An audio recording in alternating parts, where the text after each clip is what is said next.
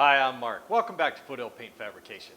Well, we're back on the 65 Malibu SS, and the rear end is pretty much ready to go to get the disc brakes put on it.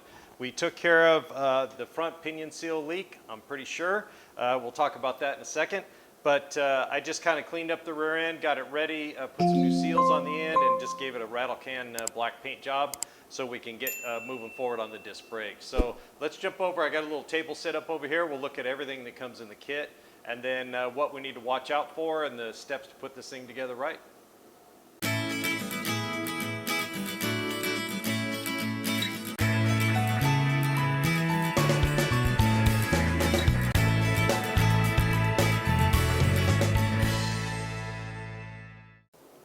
Okay, here's the kit. The instructions are not very comprehensive. They do cover the basics, but there's some stuff you got to figure out yourself, and I'll go over some things that you need to be aware of as you go through this, or if you're considering it. So they come with, these are Cadillac rear disc brake calipers, so you can see they have the emergency brake feature on them. So this makes it really simple to refit onto like a GMA body or even an F body, I believe. So these will work out good. They're not gigantic, they're just single piston, calipers, so it's not some road course, special heavy duty system, but it'll do a good job for you and way better than the drum brakes that were on it. So the kit comes with this one, particular one we ordered with slotted and drilled rotors. It comes with the brackets to hook to the axle. It comes with shims just in case you need to shim it back and forth to center the caliper over the rotors. It comes with flexible lines with a banjo fitting on one end that will go from the caliper to the hard line on the rear end, and we're going to talk about that in a minute. And then it comes with the emergency brake cable that will go from the caliper to your existing system on the car. And then it comes with nuts and bolts and stuff, sorted accessories and hardware. So this kit is pretty good. I mean, it's you're going to have to do a little bit of work. It's just not like you're just going to bolt it on and it's going to be a piece of cake. So let's go over and take a look at a few things that you're going to have to be aware of if you're considering doing this, or if you're going to do it, that you need to do before you start bolting this thing together. Okay, before we go any farther, I worked on the rear end just to get it ready so it was good to go.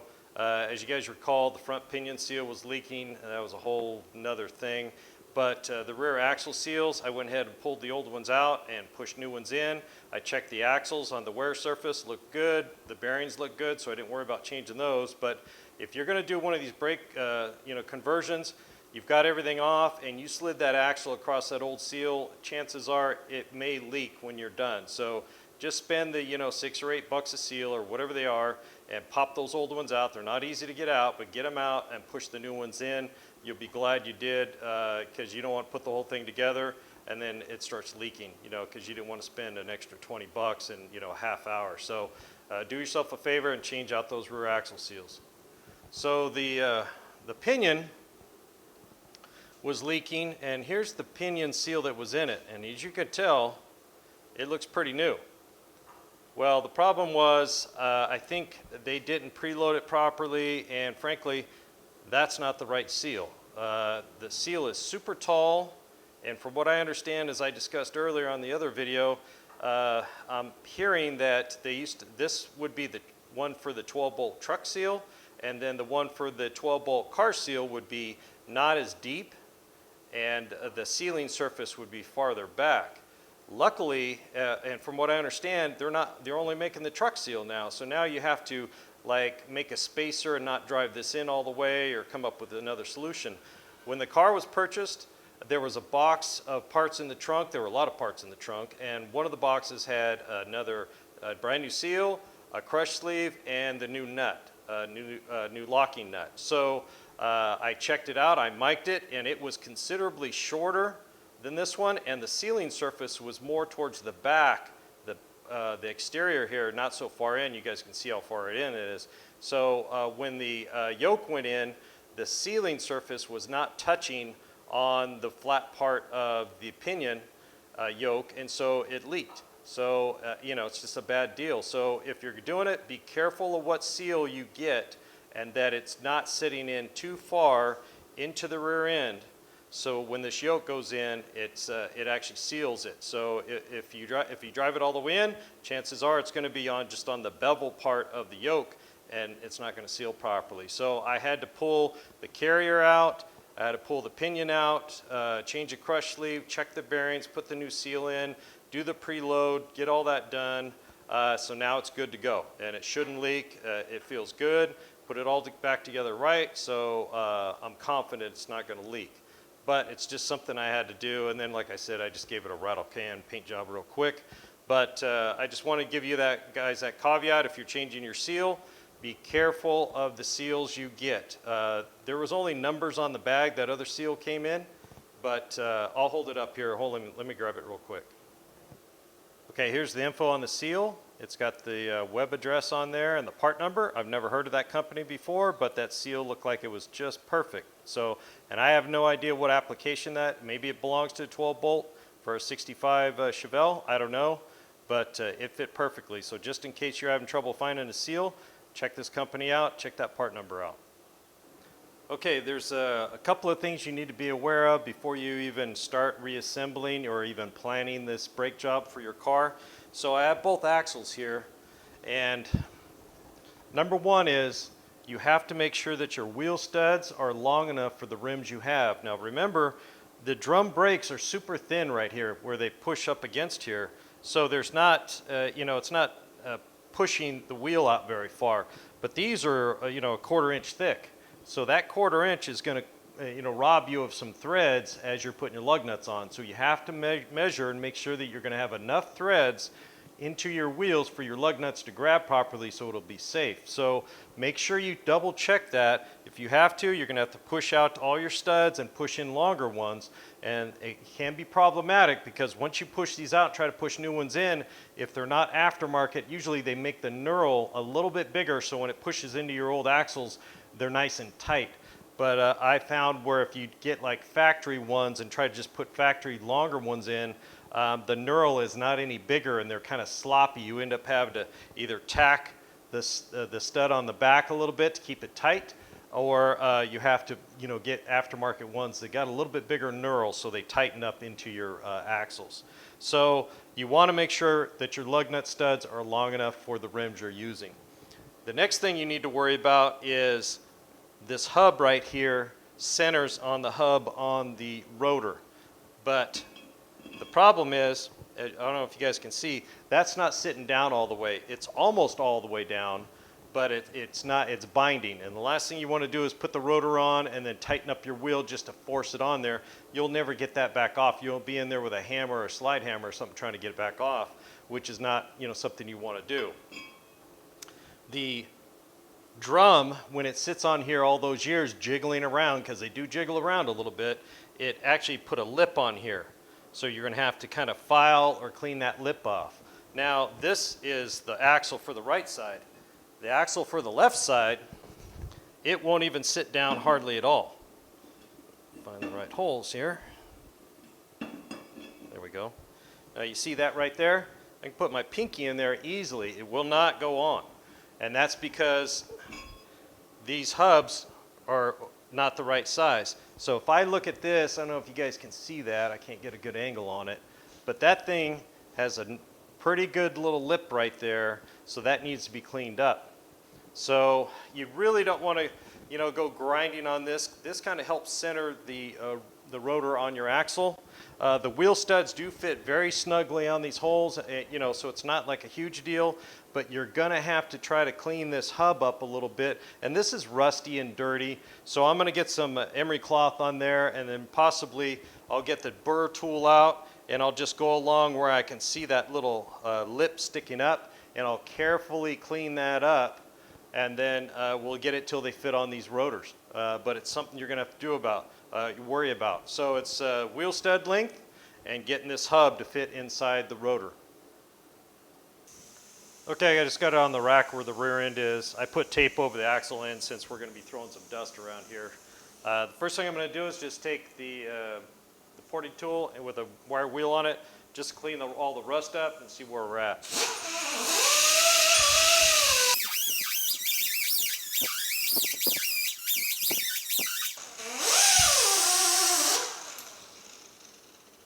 Okay, there's a definite line on there, but there's no like obvious burrs.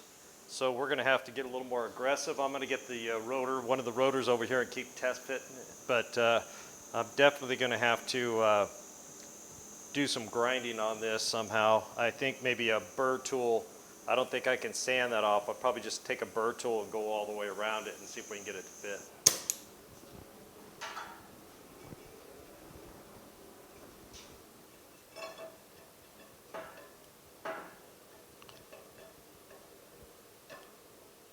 So yeah, it only slides on a little bit, but I can feel a couple of spots where it's hanging up. So I'm going to grab the burr tool, and we're going to try to take that lip off all the way around and then clean it up a little bit, and hopefully that'll work with not too much grinding. Okay, you guys see that line right there. We just need to kind of remove it back till it matches this part, the front part. So what I've got is, I've got a burr tool on here. It's about a 1/2 inch diameter. It's got a flat face on it. So I can kind of hold it up against the flange here and just lightly run around it. Try to hold my angle as steady as possible.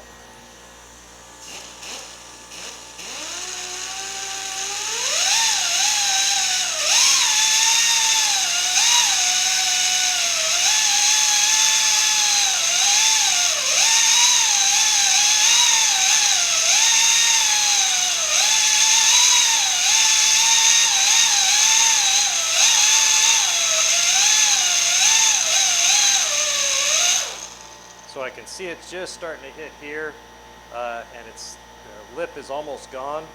So what I'm going to do is I'm just going to slowly do that all the way around, and then I'm going to try to test fit that rotor again. But that's just how I'm doing it. I don't know any other way. I called my buddy Dave. He has a lathe, but his headstock doesn't have big enough hole to run the axle in, so that's not an option. So I'm just going to do this by hand, and I'll bring you back hopefully when we get a good test fit.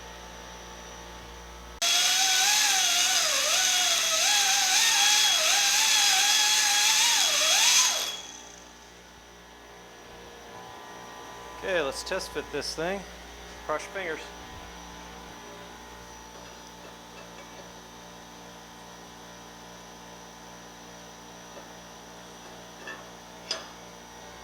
There we go, just like that.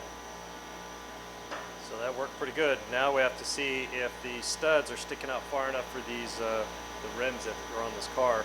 Make sure those we're going to have enough threads for the lug nuts. Okay, I got the rotor on the axle. I kind of standing up here, leaning up against the rack with the wheel on, and it's sitting down as far as it's going to go. I've got a couple of lug nuts in, and I'll tell you, it's maybe not even a full thread. I mean, it just catches, just barely, just like that. I don't even think that was half a turn.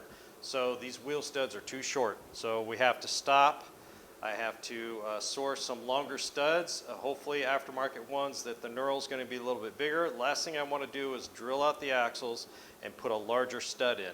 Then the lug nuts aren't going to match the front. There's a whole, opens a whole can of worms. But this is just one of the things I want to make you guys aware of when you're doing these projects, get these kits or whatever. If I hadn't have checked, I could have literally put this whole thing together and went to put the tires on and then realized the wheel studs are too short. And then, I would have been pretty pissed off, because now I got to take the rear end apart. I got to pull the C-clips out, pull the axles out, push out the studs, push in new ones, and then basically reassemble the whole thing. So just be aware, take your time, try to look for problems that they don't mention in the instructions or on videos or anything. And this is a classic one. The rotor's not fitted over the hub, and wheel studs being too short. Now, if you've got stock steel rims, this probably would work with stock steel rims, but with these aluminum wheels, which most people have, it doesn't work. So I'm off to figure out what wheel studs we can get for this thing. Okay, got the old studs knocked out, just hit them with a hammer and knocked them out, and Got new studs, had the owner go by Napa and picked up the part number if you guys are interested.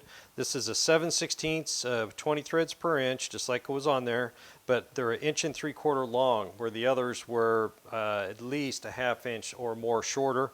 So these are going to stick out fine, and the best part about these is the knurl was 3 thousandths larger than the original. So went over to Dave's, pressed these in, they pressed in. They weren't hard to press in, but they had to be pressed in. So they're all in here nice and tight and straight. So that worked out perfect. And it was a Napa part number at 641-1267. I don't know what they were, $2 each or something. So we got these locally, got them pressed in. So now we're ready to put the axles back in and get these brakes on. Okay, before I put the axles in, I'm just going to do this real quick. There's tons of videos, and I'm sure you guys know how to do it. But I make sure you label your axles. I've got an L and an R on these. They've been twisted for all these years in one direction going forward. Last thing you want to do is swap sides, and now all of a sudden the grains of the metal are being twisted the other way. Could cause a failure. So always label them, get them back in the same side they came out of. Now, I didn't change the bearings, but I did change the seals on the axle. So I did take some wheel bearing grease on my finger, and I just put it on the bearings in there. Now, the gear lube creeps out here and lubes these outer axle bearings, but it's not very deep inside this tube. So if you look at the fill spot where you fill up to, it's just barely higher than the bottom of these bearings. So I want to make sure it's got some lube before we start moving the car around, and they're not run dry at all. We're going to put gear lube in it before it gets moved, but just in case it hasn't creeped out there all the way, I want to make sure there's some lubrication on these bearings. I also took some semi-synthetic assembly lube, and I lubed up the seals real good, and I lubed up the bearing surfaces on the axles. So that way everything's nice and wet, and we don't have to worry about the seals running dry or any other problems. And it's just insurance really, for more than anything else. So I'm going to try to hold this axle up so I don't rub it on the seal here. Scratch that seal up, and then we'll just kind of we slide it right in. We get the C-clip back in here.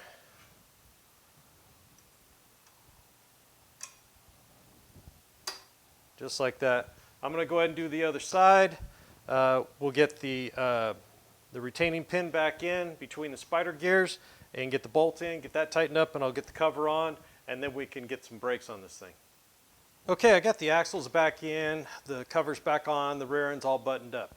Now, you can see I've got the caliper bracket on here already, and before I even really got into this thing too deep, I mocked everything up. I was waiting on wheel studs and everything else. I wanted to decide what I was going to do, what parts I needed, and if I needed anything else. So what they want you to do is put the caliper bracket on. I bolted it up. I just used a couple of bolts, and they want you to put the rotor on and then set the caliper on and tighten it in place to make sure it's centered over the rotor.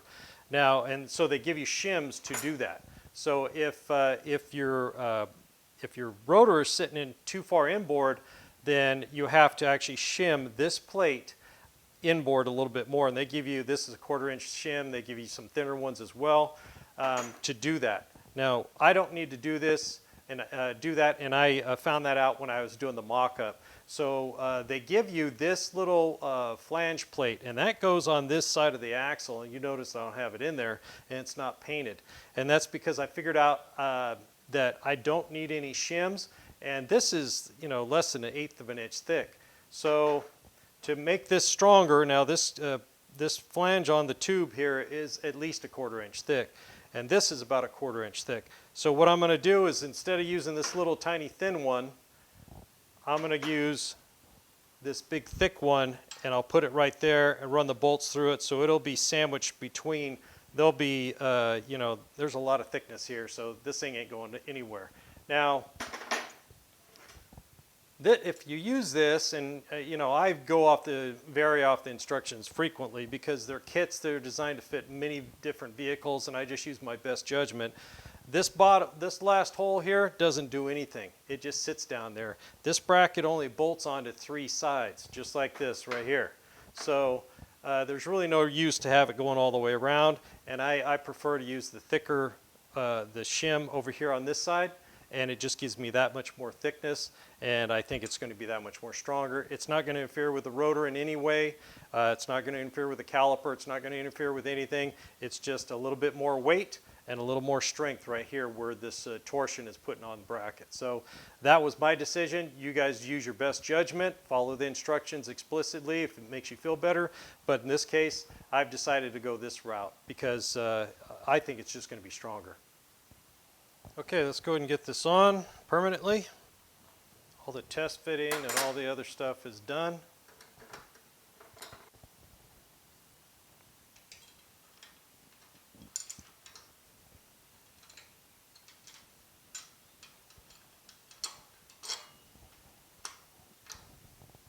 So they supply arrow nuts, nylon locking washers, or locking nuts, excuse me, for this. They're grade 5 bolts. It'd be plenty strong enough for what the load that's going to be put on them.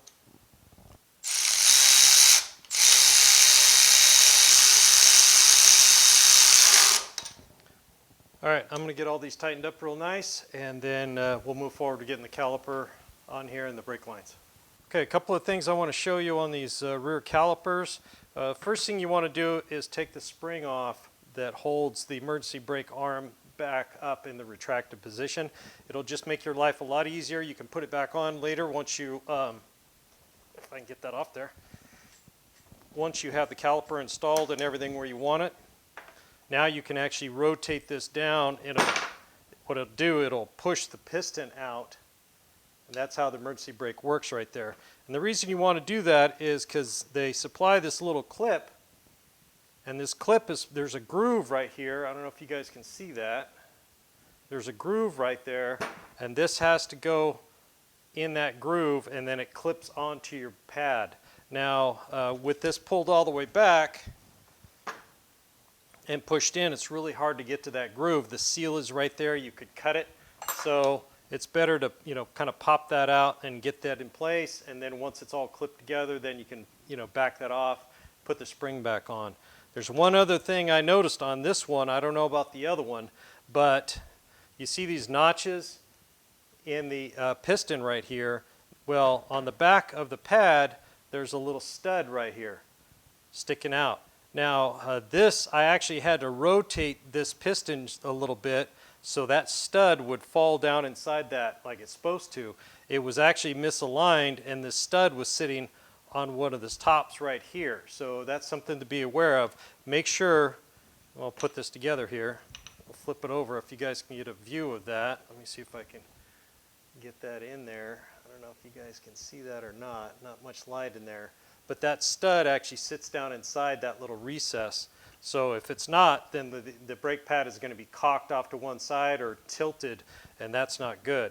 So getting this clip on is not easy. So I'm going to go ahead and slip this around here, and then I need to get the brake pad in at the same time and then get this put together. So I'm going to slide that up in there, and I'm going to fiddle with this off camera. I know it's not going to be easy. Okay, I got it. Only took a few minutes, really. So here is that spring clip. It's in the groove on the piston, and all I did was I clipped it on the pad, and then it was resting on the notch on the pad, and then once I got it all installed, I stuffed the cardboard in there that came between the pads, and I put the pins back in so the thing couldn't fall out, and I installed it, and then I just took this screwdriver and I pushed it off this pin down into the groove, so I think we're good to go. Okay, I've got the rotor on the axle. I got a couple of lug nuts on here snugged up tight so it pulls it up against the axle real nice. No run out, which is nice to know the axles aren't bent. And so all we have to do now is put the caliper on. So here's the cardboard I had jammed in there to hold those apart. And so all we have to do is slide it over and then put the pins in. So the pins thread into the bracket. This is probably the hardest part of the whole thing, try to hold all this together and slide it on without getting your dirty hands all over everything. I've wiped my hands I don't know how many times, making sure they stay clean. So now I need to retract the emergency brake arm. So that'll fit inside there. Okay, got it on. Let's go ahead and get the pins in.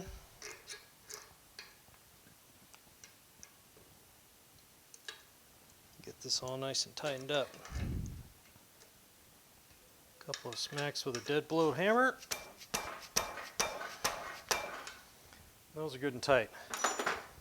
Okay, so now we could check the alignment again, and you can hear the rotor's not dragging and it's centered properly. So the thing you want to watch out for is to make sure brand new exterior outboard pad doesn't have a big gap in it between the rotor and the pad surface, because if it is, that means you got to add shims, because if you don't and you leave that gap in there, when the piston starts operating, it's going to have to pull in a long way and you won't get the maximum throw of that piston, and you won't get the whole total wear out of your pads.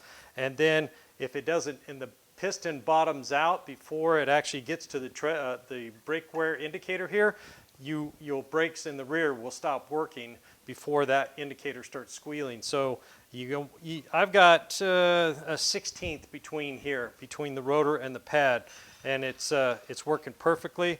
The emergency brake, all I have to do is put the spring back in, but when I squeeze that, it locks it up. So everything's working as far as that goes. So all I have to do now is stick the spring back in here, compress the spring, stick it back in here, and we can get to work on the brake lines for this, which we're going to have to make up some new hard lines to get this connected. Okay, so I got the banjo fitting connected to the caliper, and I'm going to kind of turn it a little bit and force it up against the tube here. The caliper walks back and forth just a little tiny bit, so I'm not worried about movement. And that helps eat up some of this hose so it's not so long. And I want to keep it out of the way. Obviously the spring is right here. We want to make sure we keep this nice and tight and clean. Now they give you this little weld-on bracket here. And there's a hex in this end, so you can put it in and you put a clip in there and it holds it so it won't come out. And then you can put your hard line right up against it. The problem is this bracket's pretty tall, and I'd like to keep this line as close to the tube, the axle tube, as possible. So what I think I'm going to do is cut this bracket down a little bit so it's a lot closer to the tube when that's attached. And then all we have to do is run a hard line down off the third member here, and then connect it right on there. It'll be probably a foot long. And then I think while I've got the welder out, I'd like to hold this hose down out of the way. So I'll probably weld a stud onto right here and put an Adele clamp on there to hold that in place as well. Maybe somewhere around here, just like that. So it's nice and clean. You guys know me, I always do things overboard. So I'm going to go ahead and cut this down. We'll get the welder out and get a couple of spots on this tube cleaned up, and we'll get both sides figured out and get them both done at the same time. Okay, got the brackets on, one on each side. Hose will slip in, a clip will go in there and hold it in place.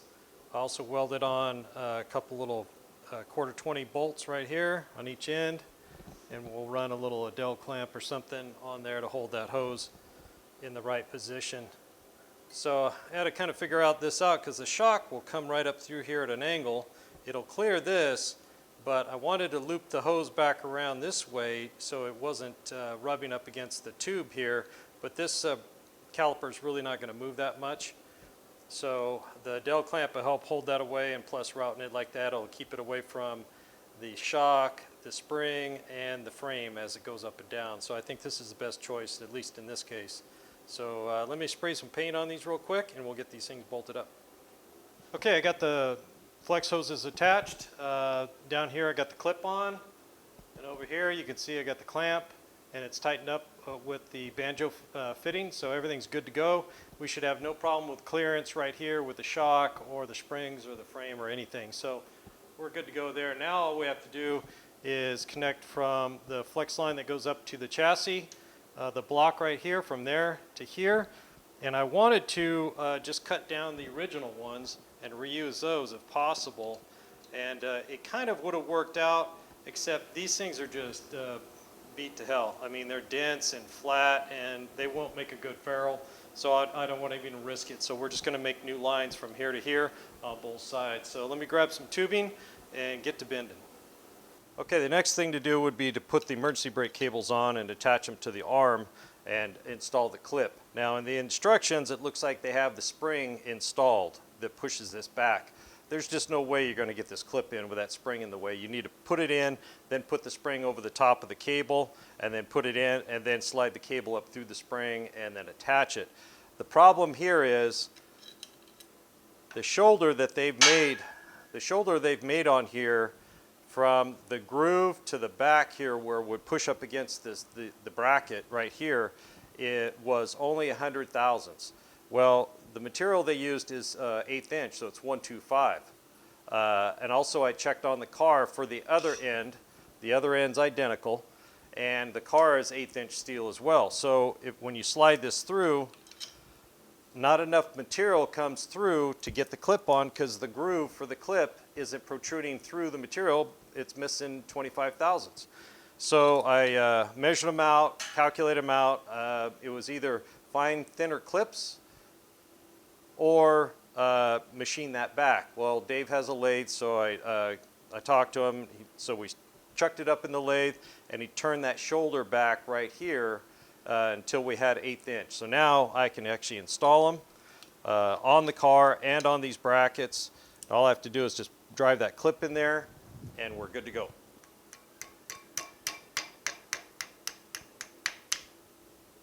Okay, now it's attached. Okay, now all we have to do is put the spring back on. Easier said than done.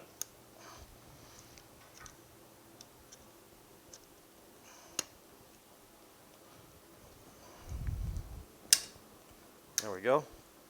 Then we'll just slide the cable up through.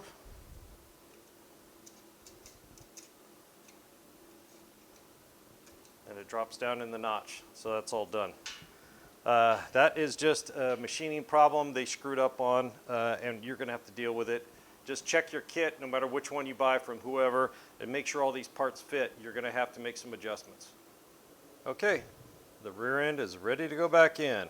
We've got the brakes on, emergency brake cables set, ready to go. The hard lines to the flex lines are all connected. Got the pinion seal fixed. Cover's back on, it's not going to leak. Got both sides done, and everything's running nice and true. So I'm pretty happy. This was a lot more involved than it should have been. Had some welding to do, some fabrication to do, had some machining to do on the emergency brake cables. Had the axles, had to cut those a little bit, and we also had to change the studs. So if you get into one of these things, it's not going to be a weekend project possibly. You're going to have to do some planning and kind of really make sure you have everything you need before you start it, especially if you expect to drive the car in a day or two. So just be aware of that. Okay, we're about ready to get this thing back in there. So I've got it on the jack, got a little block of wood to try to balance it out. So I'm just going to try to wrangle it in there, hopefully without dropping it. You can see here these springs are new. The driver's side spring was clapped out, so the car set crooked. Pick these up. I went ahead and took the cushions off the old ones. They just pop off, and I just popped them right back in, so there's no grinding or squeaking up against the frame where they push. These actually bolt on to these in 65. They have a bolt that traps them onto the perch there. Later, I think 67 for sure, I think they made like a cup, a donut there that they sat on so they couldn't get away.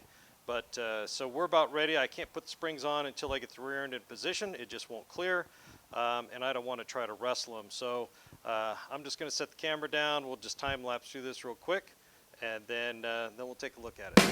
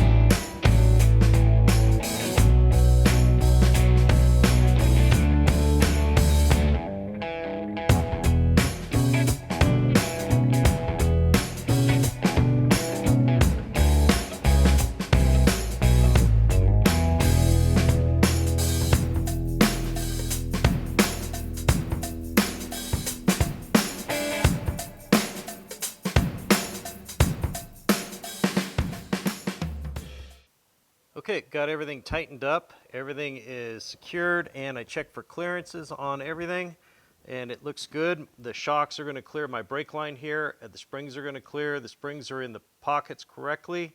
I've got the emergency brake connected and adjusted, and that is working excellent. So I'm really happy about that. No problems with the emergency brake. I got the drive line back in, and everything's looking good. So I'm looking forward to getting some wheels back on this thing, get it on the ground, and roll it out of the shop and clean the shop up a little bit. There's dog hair everywhere, dirt, grease.